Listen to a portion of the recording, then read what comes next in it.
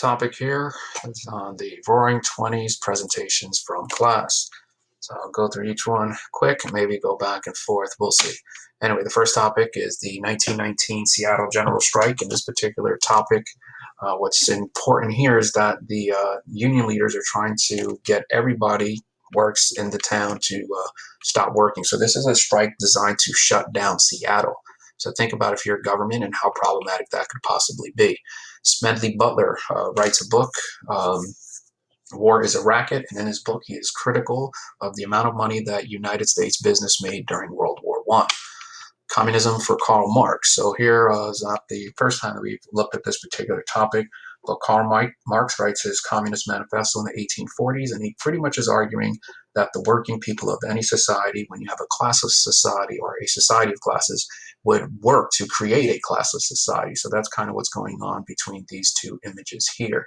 Here you have a class society, here you have a classless society. So in order for this revolution to take place, you have to have the communists activate the proletariat workers to try to lead a revolution, which is possibly what might be going on here. That could be some of the criticisms of that particular strike. There are a couple of unions in the early 1900s, Knights of Labor, the AFL, the I.W.W. This I.W.W. was interesting because they wanted to advocate for a global proletariat class consciousness, idea. It just wasn't about the proletariats in America. It was about the global proletariat. And so Eugene Debs, one of their leaders, this individual actually ran for president of the United States on the Socialist Party. Take a look at that. In this particular image, you see the working class people, the strength in numbers, and here you see all of the tools that some of those laborers have in their possession. Last presentation topics, we also looked at scientific management and Frederick Taylor, who was really concerned about getting the workers of any business to work and produce, which is why I bring him up, because you're going to see a lot of factory, production going on in the 20s. Jacob Riis, How the Other Half Lives. So this is really a tale about the classes. Jacob Riis, this collection of photographs that shows the working class people, primarily in urban, environments, and the conditions that they lived in, the poverty. Looking at this particular image here, I try to count the amount of people in this photograph. 1, 2, 3, 4, 5, 6. Is this somebody? 7? Is there somebody here? I don't know. It just seems to be a lot of people in a cramped up space, which was the point of his book. 1920 is also about immigration. So I circled here, European immigration for 1920 is at 11.9 million. Look at it in comparison to other years. Definitely seems to be a lot. And when you look at the total number, if you add Asia, Africa, and so on, for 1920, you get 13 million. 1930, you get 14 million. So it definitely seems to be a lot of immigration going on, which is why Uncle Sam would eventually start coming up with quotas, which is why in this particular image, maybe some of the numbers are less in certain areas. That's a result of the quotas that are being placed with regard to certain, places. All right, there we go. Gap between the rich and the poor. This, I believe, was just from a Google search here. And one thing I'm trying to point out is that there's definitely a gap between the rich and the poor Americans. What does that mean? That means that there are a lot of people experiencing poverty. This is distribution of wealth for 1929. And can't help but think about some of the things in the 20s. Half of all installment debt was for automobiles. So this is really just looking at the amount of debt Americans are taking during the 20s when they're trying to really compete with other individuals. Why they're taking out a lot of credit? Because they really just don't have the funds. Another topic on the Republican Party controlling politics in the 1920s. So yeah, that's look at that particular electoral college map there. 1924 and 28 elections, Smith versus Hoover. And the 1932 election, look at that. There's a big difference. So Hoover, the guy in charge, during the Depression, where things really start to go down, 1929. So from 1929 all the way up until this election, you see a real difference. I guess Hoover's taking the blame for the crisis that's going on. And, you see Americans voting for the Democratic Party, which changes from the Republican-controlled, White House in the 1920s. So there we go. The dates. All right. Roaring '20s about 1920 inventions. Yeah, I have a bunch of things that are coming up. Radio, stoves, refrigerators. Look at this guy comes up with bubble gum. So there are definitely a lot of inventions that are being created. One big one is the car, the Model T4 that was made in one color. Think about it. If it's one color, one kind of, vehicle, like, we'll get into this later, but this car is sitting on what's called a chassis. And that chassis can be used to make this car. So although this car and this car look different, technically they are on the same chassis or the same platform. Why is that important? Well, that's why I brought up the issue of Frederick Taylor. They're trying to figure out a way to standardize production. So that's kind of what's significant about this. The Model T Ford is going to be a huge boom in the economy. And, it's going to lead to the creation of other things like NASCAR. This car, let's just say it goes a certain speed. I don't know, 40 miles an hour, let's say. That's the speed of this car from the factory when Ford makes it. Well, eventually people figure out we have to start modifying this car. So what does that mean? That means we modify the engine to make it go beyond 40 miles per hour. And that actually is what leads to the birth of NASCAR. Because if you remember, prohibition, the banning of alcohol, it was illegal.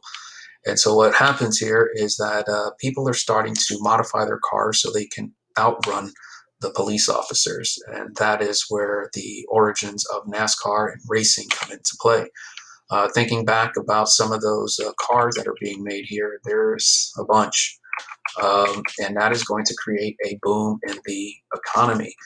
So this is something that we'll look at in more detail during the Depression, but pretty much it's looking at the economy, the booms and the declines and everything in between. So the car, all I want you to think about here for now is that the car is creating a boom. There are a lot of jobs being created by the car. Metal, fuel, machines being made, rubber, everything needed to make a car is going to create a boom. And you can't think about the Depression without having an understanding of the Roaring '20s. Roaring '20s is also about technological changes. Lindbergh and Amelia Earhart making their first transatlantic flight. Some people wrote essays about this where Lindbergh was able to reduce the weight of the plane to save fuel. And that was all designed to help his journey, make it across the Atlantic Ocean successfully. Another invention, the radio. One thing about the radio is that the radio, if you're listening it, in different places of the country, maybe you're listening to the same thing. We start to see the development of a common American culture where now people are listening to the same thing, and that is influencing. So it is possible that maybe saying, Amelia Earhart or Charles Lindbergh, you know what I mean. And that's creating a bonding, American experience. And so with the radio, if you're listening to the same thing, that common shared culture. And again, the radio really, changing the way things are made, and advertisements and just really changing a lot of the society, maybe similar to the internet of its day. Movies also experiencing a change where movies are starting to technologically advance. Prior to the 1920s, movies were made and they were a silent film. And the first film was the jazz singer where you actually can hear somebody speaking in the film.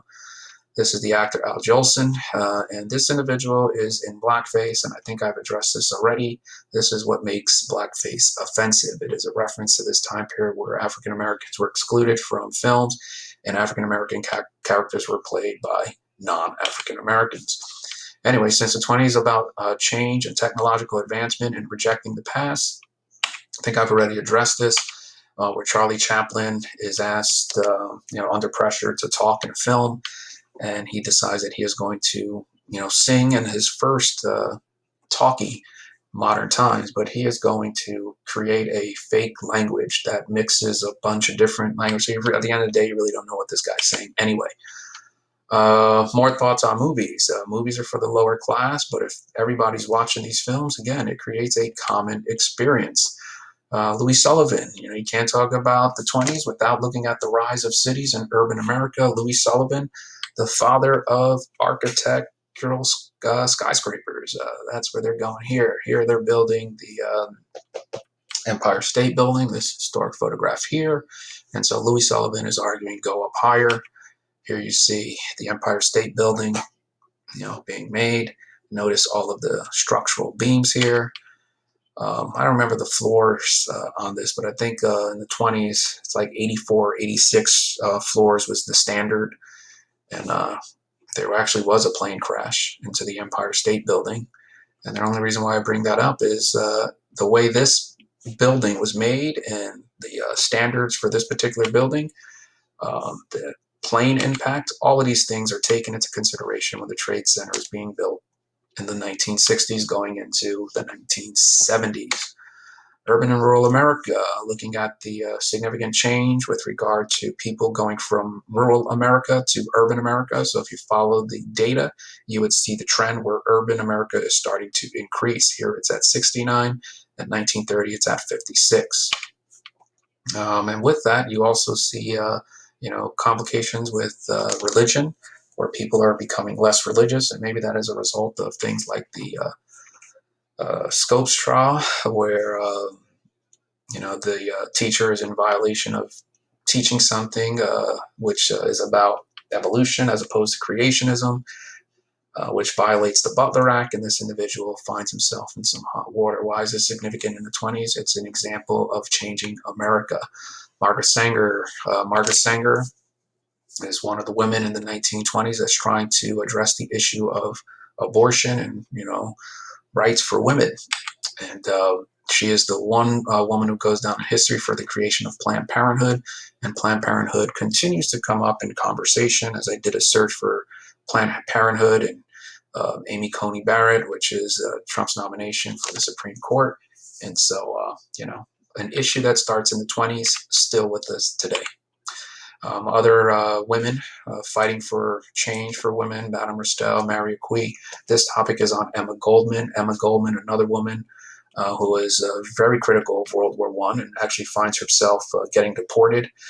This is another woman or group of women that aligned themselves with the left, that aligned themselves with the abortion movement, that aligned themselves with gay rights, and all of those women in the left that were working to try to make America, I guess, in their view, a better place, which is why I asked the question, hero or not. I guess that's up to you to figure out. Karl Ulrich, one of the 1800s gay rights activists. Keep in mind, this guy is not in America. This individual is coming up with a theory on homosexuality where he came up with his concept of the third sex, the yearning. So according to Ulrich, there's a male, there's a female, and there is a third sex. And that third sex, his theory, would eventually become inversion theory, where the only explanation for why a man, in this example here, would outwardly act the way a female should is a result of the internal woman inside of them. So that could be like a biological explanation for what would eventually become homosexuality. So think about that. And the way I phrased it was intentional. If we say that women, females, wear lipstick, then that means males should not. But if I put on lipstick, Karl Ulrich's argument is this is a result of the internal female, which is out of my control. Keep in mind, if I can connect one's inversion or homosexuality to their biology and say that it's a part of who they are from birth, then governments cannot discriminate against them. And that seems to be the key for gay rights activists, connecting homosexuality, or in this case, inversion, to their biology. Eugenics is another interesting point from the 20s. The eugenics, simple definition, these are individuals that want to manipulate genes to get a desired outcome, kind of the way dog breeders do, which is a weird comparison. And so Sir Francis Galton, the father of eugenics, believes in superior races. And before you know it, you start to see in the United States a host of people buying into the eugenics movement. And in the Buck versus Bell case, the question here is whether or not the state, yes, the state of Indiana in the United States can sterilize somebody. And the issue comes up, and the Supreme Court, the decision here is that, let's see, instead of waiting to execute degenerate offspring, so you are degenerate offspring, for a crime or to let them starve for their imbecility, society can prevent those who are manifestly unfit for continuing their kind, which pretty much means that the state of Indiana is within their legal right to sterilize people for the betterment of society. That's where they're going with this. We also talked about W.E.B. Du Bois and his concept of double consciousness and the establishment of the NAACP. and Andrew Kehoe, individual upset about politics and upset about taxes, so much that he blew up the bathhouse in what becomes known as the bathhouse disaster, which was a school. I want to say he killed 44 people in this particular bombing. So the question here is, Andrew Kehoe, is he a terrorist or not? Just trying to point out that even in the 1920s, there were acts of terrorism going on in the United States. Last topic is New Deal art, and New Deal art is really a depression topic where you see artists that were hired by the government to make America beautiful. Make America beautiful again. And on that note, I will end.